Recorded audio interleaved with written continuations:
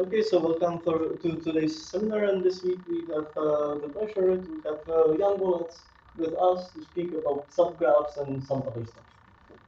All right. Well, thanks to Sean for the introduction. So thanks to all of you for showing up here. So 45 minutes. Anyhow, okay.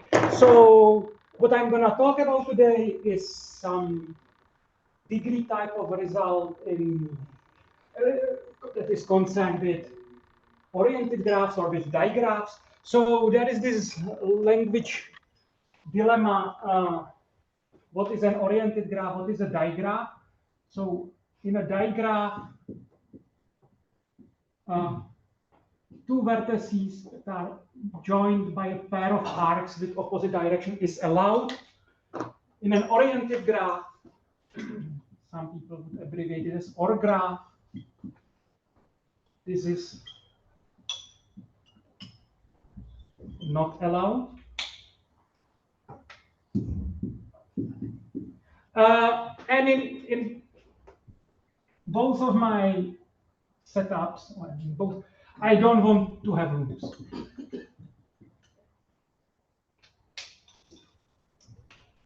This is absolutely not allowed. Anyhow, so but before I will go any further, I should mention that all I'm going to talk about today is a joint work with Andrzej Grzesik from Jagiellonian University in Krakow and with Vojta Rödl from Emory. Tell me when I should stop. Well, you're far, I think, from the. Well, I mean, then this second one is sort of very. We don't need that information anymore. No, I want to have it there. Okay, fine. But whatever was my plan with two whiteboards is gone now. Anyhow, let me actually start with something like Monty Python style from a completely different world. And let me start with this proposition about unoriented graph. And it's a standard type of exercise or result in graph theory that if you bring me a graph G with average degree D, which of course average degree is just go over all your vertices, ask them for the degree and normalize. That's just a nickname for 2 times number of edges, which is the sum of the degrees divided by the number of edges. It's just this ratio. But for the story I want to be telling, it's much easier to think of this D rather than all the time carry through the normalized number of edges by the number of vertices. As much as it is not a new parameter, it's really just this ratio. Anyhow, then G contains a subgraph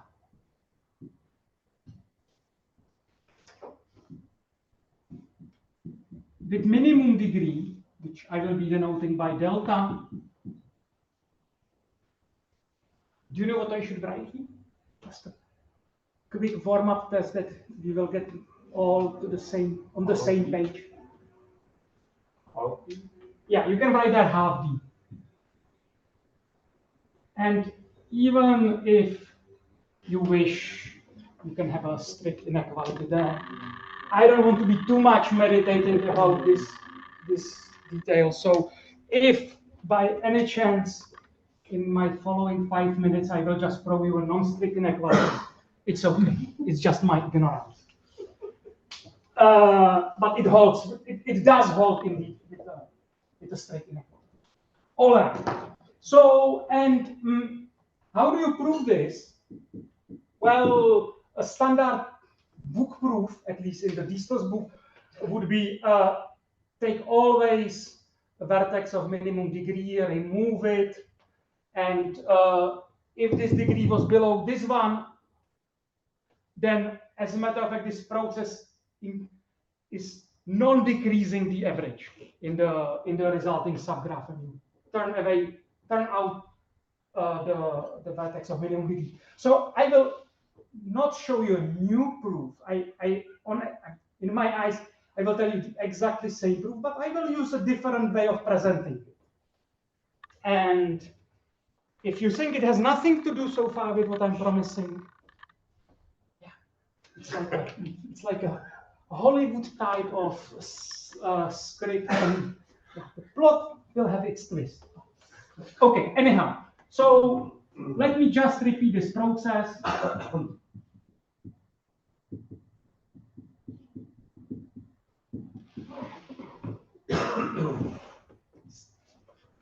Step 0, start with G to respect the indices of the homeworks in some class. And repeat until all n vertices are out. Yeah, my usual way of denoting the number of vertices for different reasons is n.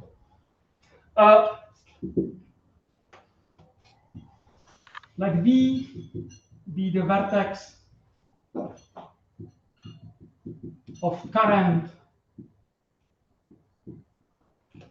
minimum degree in whatever is left. Right. Maybe I have graphs G0, G1 up to Gn in mind, n minus 1. Maybe even n with Gn being the empty. Yeah, you know, let's have Gn being the empty graph.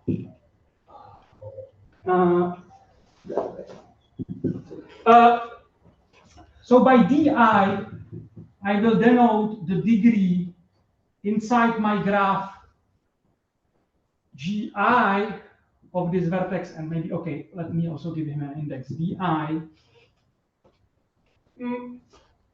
and put gi plus 1, gi minus vi. I hope I don't have any plus minus 1 mistakes in this.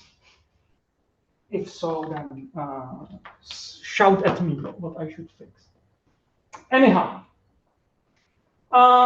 then if I try to prove a result like this, and you know, a priori I haven't read these two, I don't know, the answer should be the half.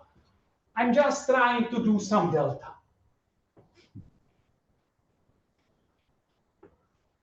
Or no, too many deltas. Let me call this number C. And like, okay, let me try to squeeze as good C out of this procedure as I can. Well, then, you know, here is my Vn. I index them from the other side. Here is my V0. It sends some degree, it sends some edges to the rest. Here is my Vn minus 1. V1. It sends some edges to the rest, and so forth. And oh, how many? Well, I introduced a letter for it. This one sends, with this, it will send D0. This one will send D1, and so forth. So if I put my C to be the minimum of all DIs, not minimum, maximum of all DIs, then I'm saying I prove this theorem with this C. Because wherever this vertex Vi, which is having its Di as great as possible is, well, then zooming to the graph Gi, in this Gi, this vertex was of minimum degree and it has C. So, okay, that's your witness for this. So, well, but now it's a question, so how good C you can guarantee? And my question for $1, I don't have more in my wallet. The question for $100 would be, what is the sum of the i's?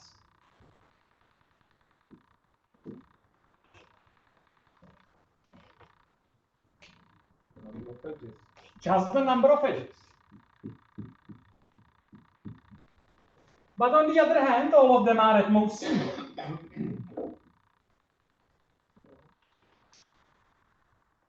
So the C is at least number of edges over the number of vertices, which is the half. And if you want me to juice out the strict one, well, this last and last bar one vertex, they are certain. I mean, this upper bound C is very generous. You can squeeze out a saving. Okay. So with this, I hope that we all tune up to the right frequency. At least my brain did tune up to the frequency I wanted to have it. You said that you don't need the upper thing, so Yes. tell me if this proposition is Yes. okay. Ah, wow. Let me do a life improvement. That's what I'm doing. Or you can. Oh, I want. Maybe at some point. Maybe I will keep that trick in my back. Anyhow, now for something completely different.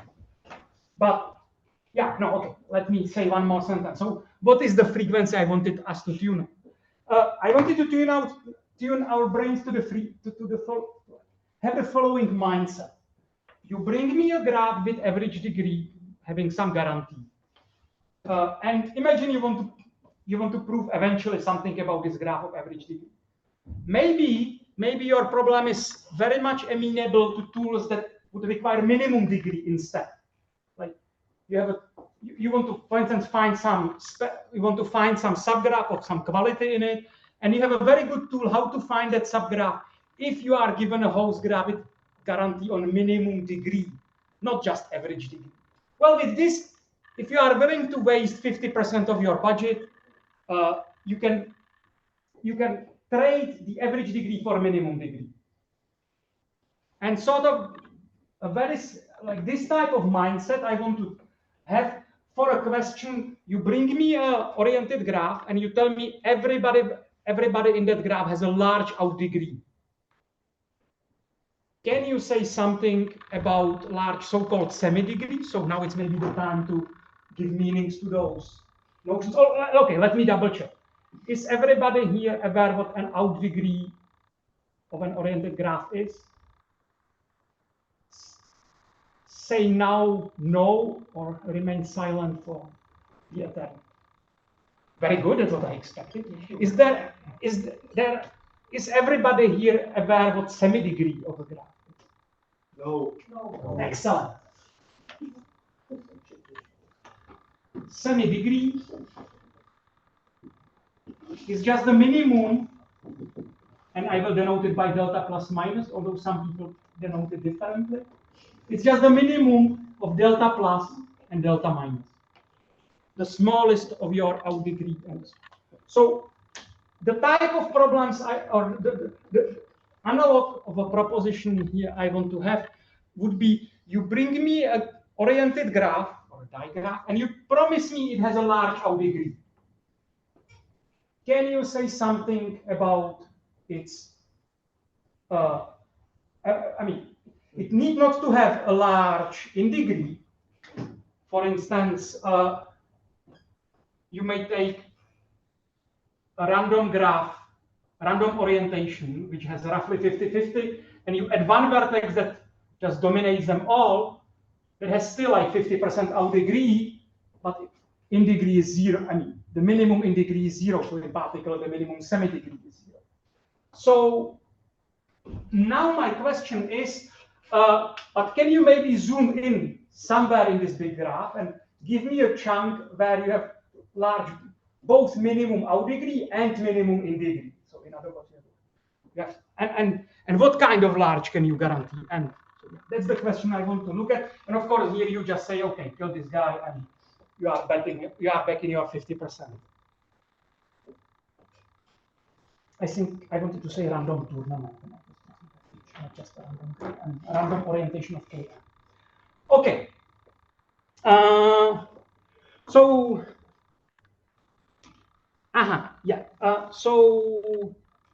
what do you know about the problem that I want to talk about? If I bring to you a graph and I promise to you its minimum out degree is larger than 0. Of course, if I bring you something I guarantee just a 0, then it might be just a bunch of isolated vertices. And what do you want to do? I bring you an oriented graph and I promise to you every vertex sends at least one edge out. Can you zoom in? Can you guarantee me some non-trivial piece with large semidegree? Yes. Yes. I want to hear more yeses. But thanks for giving the rest motivation from second zero. Okay, who does see how to squeeze out something from?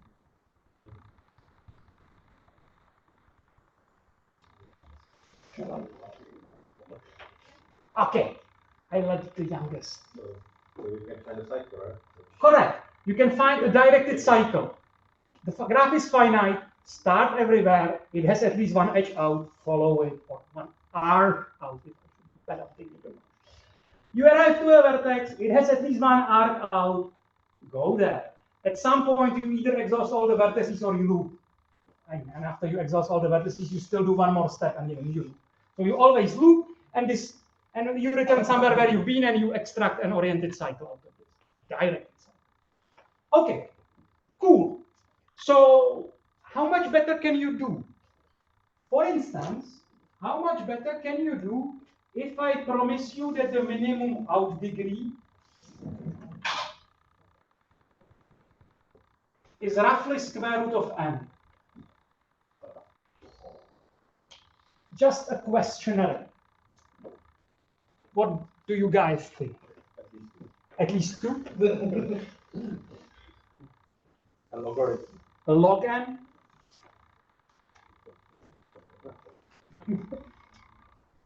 I'm waiting for one more guess. Not that the other ones were good or bad, poker face, but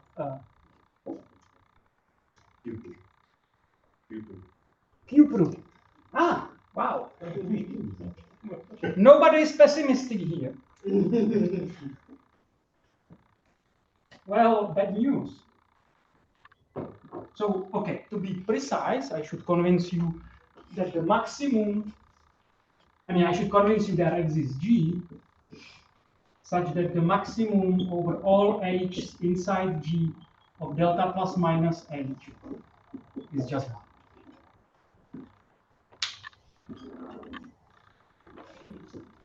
So bad. And okay, I wrote here roughly square root of n. I actually think I can do it with some constant that is with some constant times square root of n, and the constant it will be even strictly larger than 1, but I don't want to have a headache. So let me be slightly imprecise. But if you start with square root of n vertices, and here is my remaining n vertices. I mean, n is large, so I know I'm slightly cheating here, but for my mental sanity, I don't think you want the speaker to be mentally insane for the remaining 30 minutes. Orient all the edges or the arcs like this. So they have outdegree roughly square root of n, except 1 at each. So it will be square root of n minus 1. And now, how much these guys are missing to square root of n? Well, all its budget, square root of n. But then arrange it like a matching on the left. The first, it really doesn't matter, but let's say the first square root of n will make the first vertex on the right side happy. The second will make the second vertex happy, and so forth. Okay. So now that graph has modulo some constant mistakes that I don't want to be digging into. Outdegree square root of n. I made it like that. But what is the minimum in the, give me any subgraph here. It will either not contain anything from the left and it's just an independent set, or it does contain something from the left, but that left has in degree exactly 1. Okay. And if you want to make it a little bit more funny and a little bit more economical, put here actually a transitive tournament and here transitive tournament. And you can even have a tournament with such a feature. And I think with putting here a tournament, you realize you need only 50% of the remaining of the previous black budget. and you can put here a little better constant. Then it will even not be hand wavy with constant 1 because you have constants strictly larger than 1. But anyhow, so bad news if your guarantee, or I mean bad news, you can get your 1. It's okay. You don't need any fancy you don't need any fancy machinery. You just need to find an oriented cycle if you want this one. But okay, if you believe in sort of storytelling that the script writers in Hollywood are not just writing some what is the movie Plan 9 from the outer space. I was always waiting that and finally there, finally the green color. There will be finally some punchline. Slightly better is Mega Shark versus Giant Octopus. I recall it because I think I watched it with you, Pavel. Yeah. There is exactly one scene that is worth watching, but that one is already in the trailer. Anyhow, here is our theorem, which says that every, and I will be explicit, so I will write every loopless digraph G with n vertices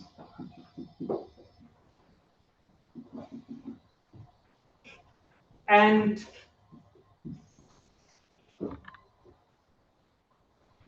minimum outdegree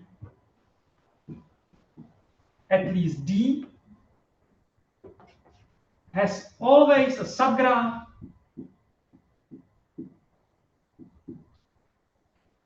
H with minimum semidegree. So there are dozens ways how to write it.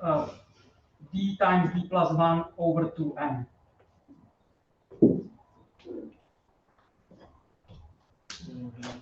So for instance, if your D is of the order square root of 2 times n, this doesn't guarantee you anything about the trivial, which I think would be sort of what you squeeze out from this construction. Really economical. But it will start giving you something non-trivial as soon as your D will be much more than square root of 2D. Square root of 2D. Square root of 2n. Okay. And how good is that? Well, it's possible because of this.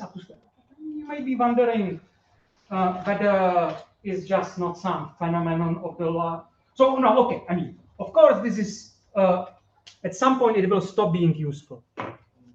I mean, sorry, it will stop being as good as it can be. And the reason for that is, what if I promise you n half? Okay, if I promise you n half, you should shout at me not realizable, because then your graph would have to have n square over 2 arcs. I mean, okay, no, in digraphs it may be realizable, but okay, more pedantic or more careful way of promising D would be n minus 1 half. And let's say that for the purpose of this exercise, I also promise you it's an oriented graph, where your minimum out degree is at least n minus 1 half. Can you beat my theorem?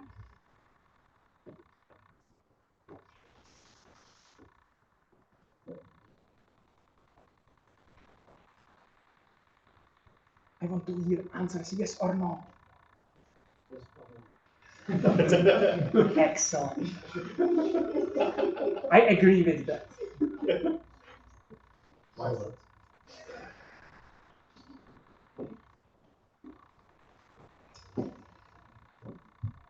So, I mean, what happens if I bring you an oriented graph? You have some underlined, undirected graph, and I orient its edges, and everybody will get out degree n minus 1 half. I mean, there might be some parity issue that, but as long as n has some correct modulus, has some correct remainder modulo 4, I should be in a good setup of doing that.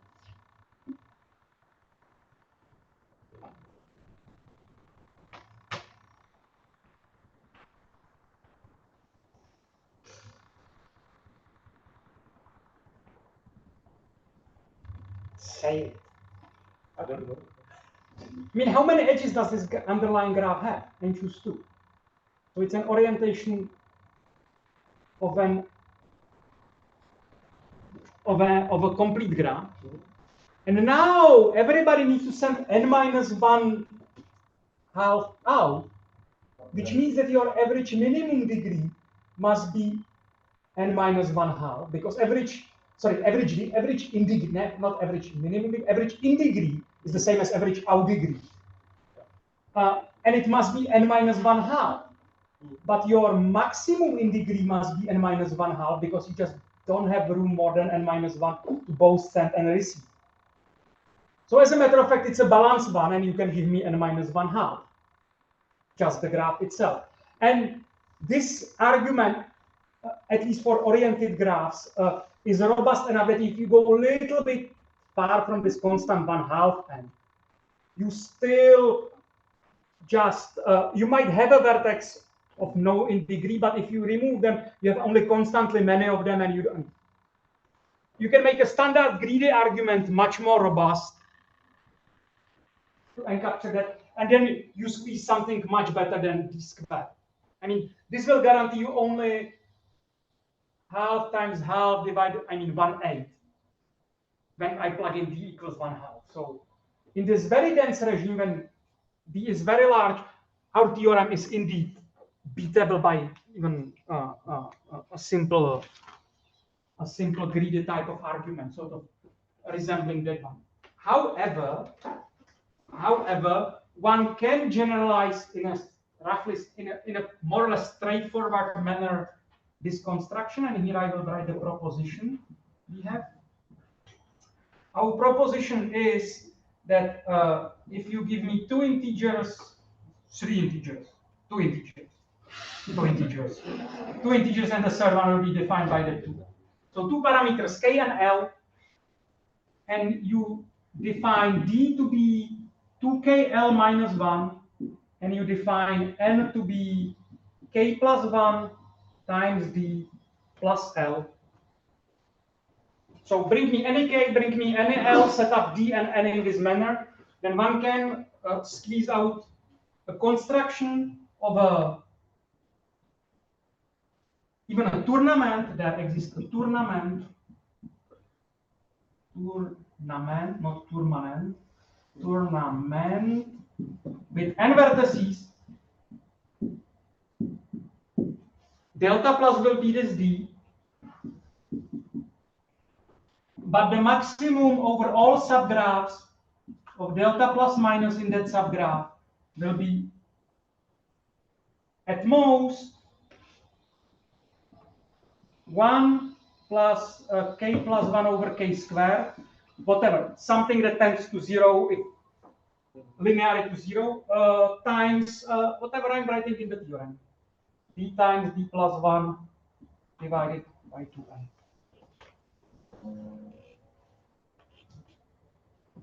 So certainly for quite a bit, even in the dense regime, the theorem is best possible modulo this 1 over k. And yeah, both of the theorems have no hidden asymptotics, additional epsilon, except this one. All right. And for the proposition, you really just tune this idea a little bit further, and everybody will now send a little bit more in black to the other side, and put transitive tournaments if you really want a tournament. Is there something wrong with the word transitive tournament? It generates so much joy in the third row. Of course, this is 0th row, so it's second row.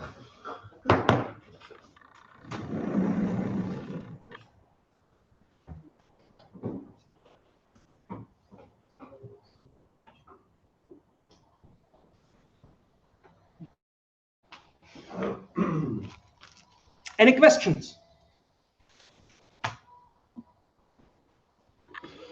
So I promised Monty Python type of presentation. Now for some completely different. But remember this procedure. If I was really prepared, I would just, maybe it starts. I will generate some space. Space and time, those are the two constraints. I have 15 minutes, speaking of time. Is that right? Indeed. Very good.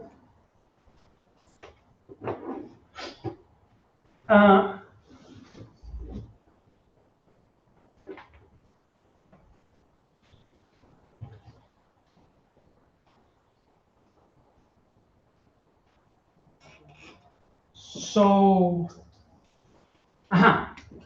as a step number 0, what I'm trying, I sort of hand-waved that the proposition is just interpolation, extrapolation, generalization of the construction I showed you. So let me now comment on the proof of the theorem. I think I will prove you 50% of it, the easier 50%, but the other 50% is basically as difficult as the first 50%. But without loss of generality, so it's about proving this theorem. And without loss of generality, I should be able to deal with any directed graph where everybody sends out at least D. Let me make my presentation more pleasant. And I want to say is without loss of generality, D out regular. There is this one thing about oriented graphs. If you bring me a guarantee on outdegree, and there is some outlier who is actually sending out more, punish him. Remove at least one of its arcs. It will decrease his outdegree. That's okay. He had too many. But it doesn't touch outdegree of anybody else. And repeat this until everybody is having only D. It's as poor as the poorest. That should be a governmental program for starting.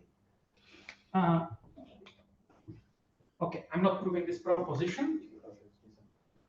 So I have even some space here. And let's dive into proving this. So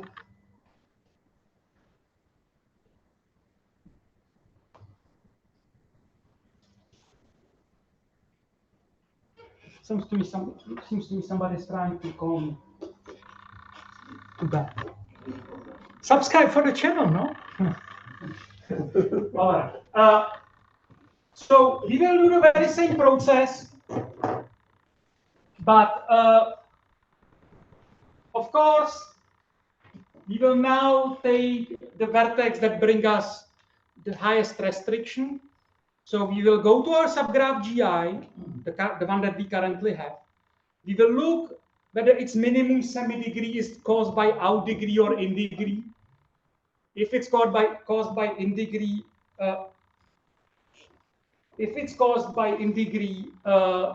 then I will take the vertex of smallest with the minimum indegree. If my small semidegree is caused by a vertex of outdegree for outdegree reasons,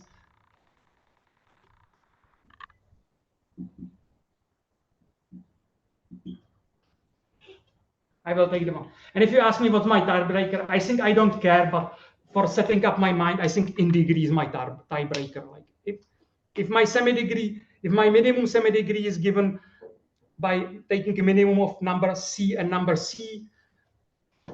C is ch is my favorite number that I don't use. I mean the same ch for minimum outdegree and minimum indegree. Let's take the indegree as being the cause of my ch trouble, as much as I don't really care. And right here, this deck plus or minus, given the scenario, as my di, and take gi plus 1 as gi minus this vertex di. Okay, so that's my plan.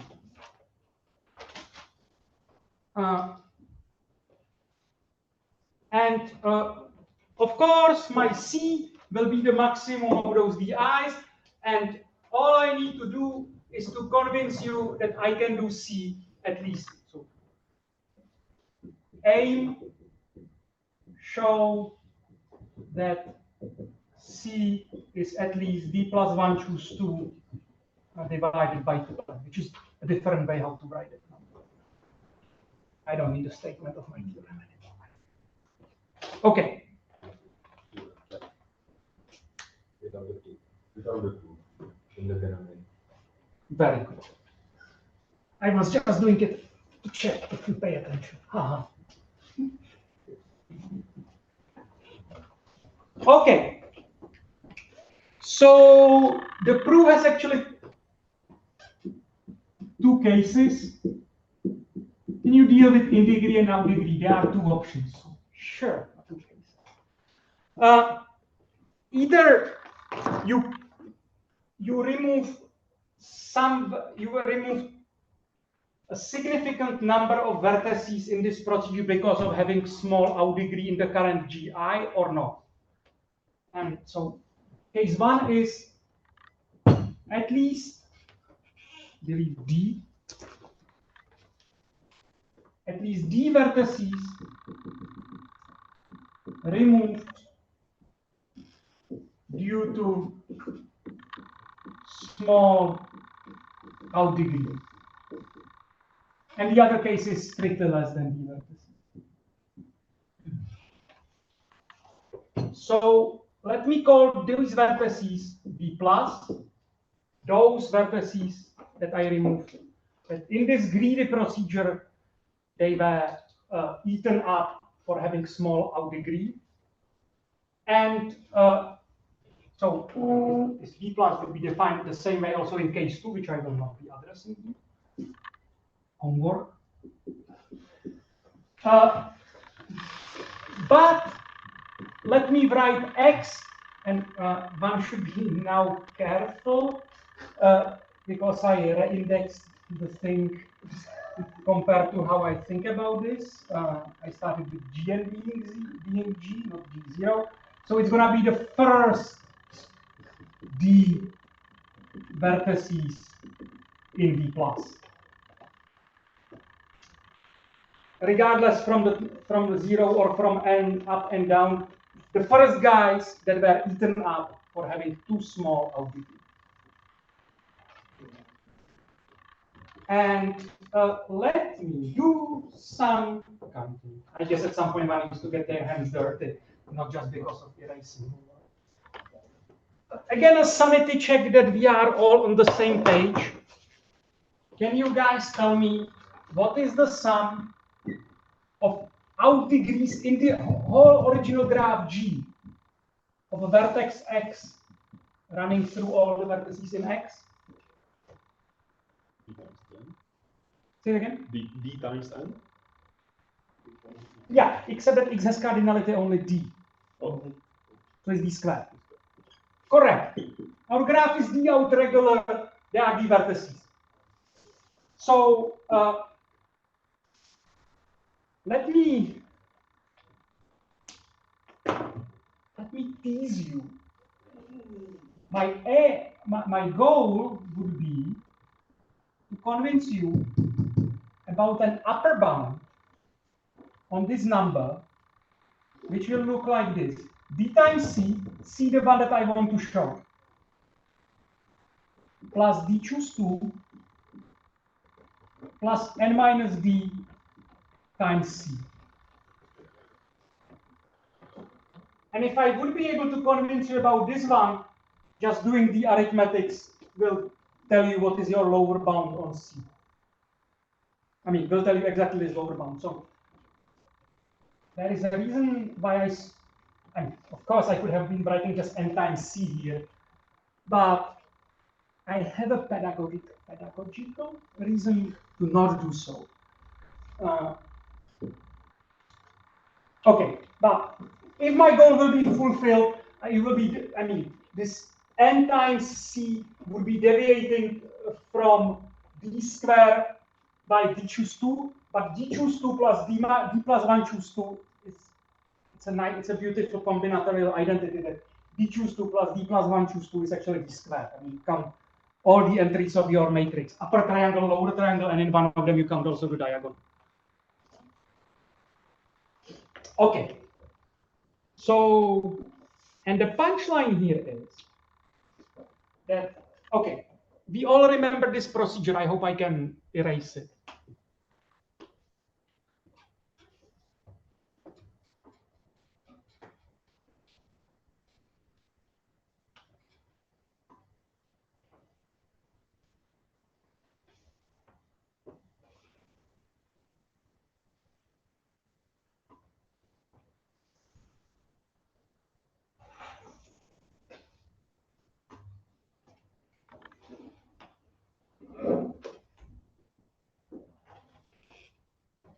So, because my degree out of a vertex can be rewritten as the number of edges, the number of arcs the vertex sends to the left. Yeah, if I think that my vertices now come in an order, here is this V0, V1, up to Vn minus 1, how they were removed.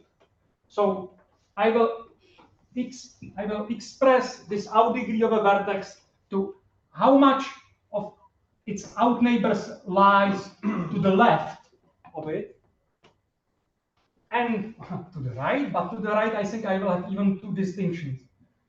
How much this vertex x sends to the right, and it must be inside x,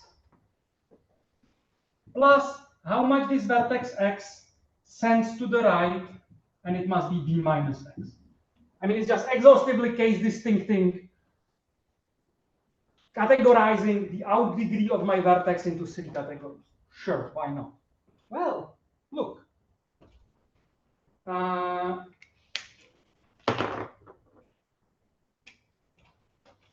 Firstly, I'm saying this is at most d choose 2. A player I have seen.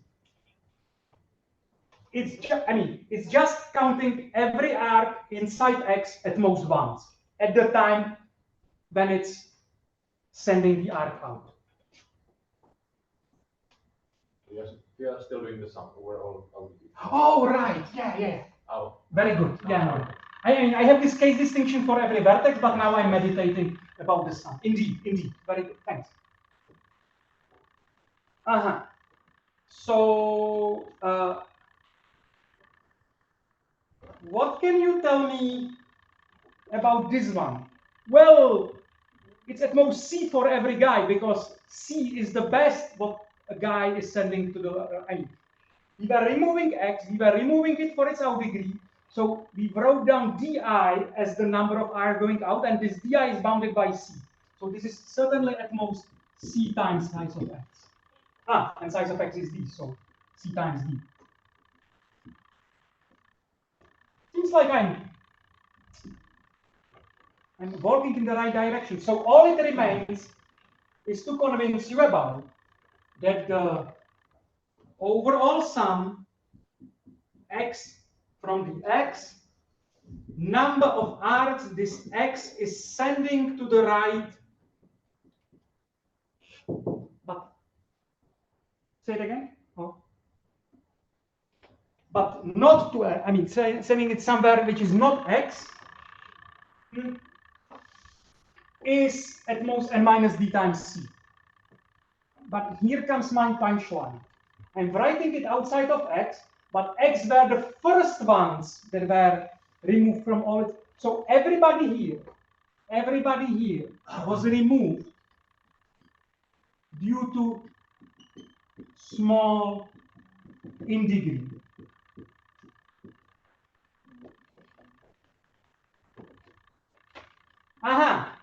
But now I can sum over all of those.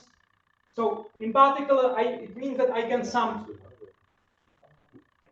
What? So I'm talking about case 1, right? So if you have case 2, then it's less than the Yeah, I don't want to talk about case 2. Case 2, I don't want to talk about case 2. Yeah, but how? I don't know. Okay, let me finish this. We are in case 1. Case 2 is a different story. Let me finish case 1. No case 2 yet. So this is at most sum over all vertices that are not in D plus. And here I'm talking about out degree to the right. So if I'm talking, I'm just doing the double sum. I will be talking about in degree to the left.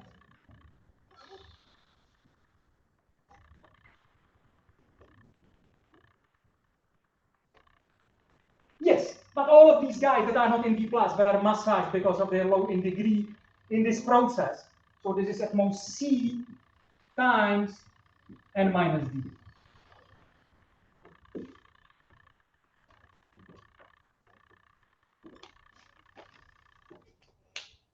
Okay, case 2 you want me to say. So in case 2, you put in this set X you again hook up a set of size exactly D. You put all the vertices in D plus, and I believe this time you put the last D minus size of D plus vertices from the complement of D plus, and you need to do a little bit more careful counting. So I think you do distinction into 5 different things instead of 3, but none of them is of a substantially more difficult complexity, except they are very similar but slightly different. So I mean, if I have 15 more minutes, I would tell you exhaustively all the same, but it would be like the second part of the same song. I mean, slightly changed. I mean, you really want to listen to yet another Justin Bieber part of a song? I mean, after 10 minutes, after 20 seconds, you are fine. You know that. All right. I don't know. I think I ran out of time, and I proved you case 1 of the theorem. Case 2 is on. Okay, so let's start the speaker.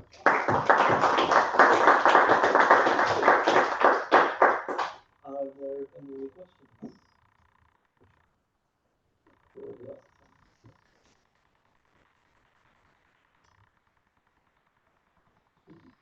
Can you think of like immediate theorem in which you could plug this bound and kind of use it? I certainly can. As a matter of fact, the way how we start thinking about toolbox like this was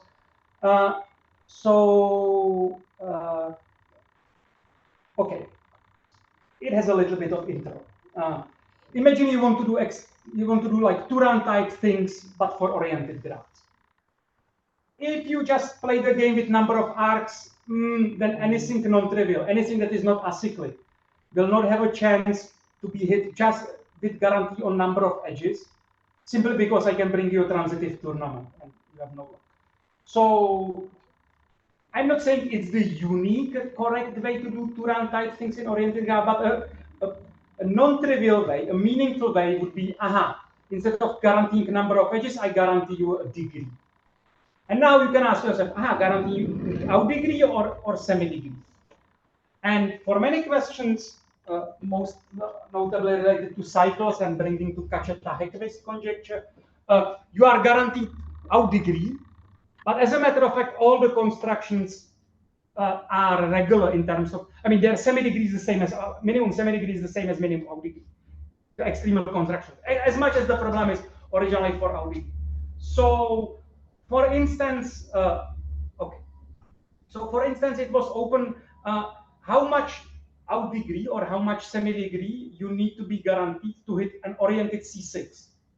Like you like C6, you want a best upper bound. Sorry, the best, but the smallest lower bound guaranteeing 2. So of course you cannot hope for anything smaller than 1/4,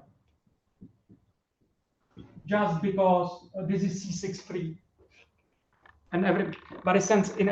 And now here comes my application. So we can prove it for semi-degree. I think now Andrzej claims he can also prove it for outdegree. Anyhow, there are still many other lines of cycles. But whatever, for the C6, just a spoiler alert, a few weeks back, Andrzej wrote me that they can actually prove also the outdegree version, that this 25% is the correct number. But anyhow, okay, our proof was really for semi-degree. We really needed a guarantee in our assumptions for everybody receiving a reasonable amount, everybody sending out a reasonable amount. Now, okay, so what can we do for outdegree? Maybe 25% is too much to ask for, but can you guarantee at least something better than 50%, than tournament? Then I think the best one to get would be through this. And if not, maybe 25% is still too small to be, I mean, maybe not, but you can play this business. I mean, the C6 and C4 is the nicest to describe, but you can play this business for any CL, and then you should look the smallest number that does not divide L, like 4 for 6, because 2 divides, 3 divides, okay, small number at least 2. 1 divides everything. 2 divides, 3 divides, 4 doesn't divide. And then so if this K is the smallest number that does not divide L, then your guess would be a blow up of CK. 1 to K, I mean CK blow up.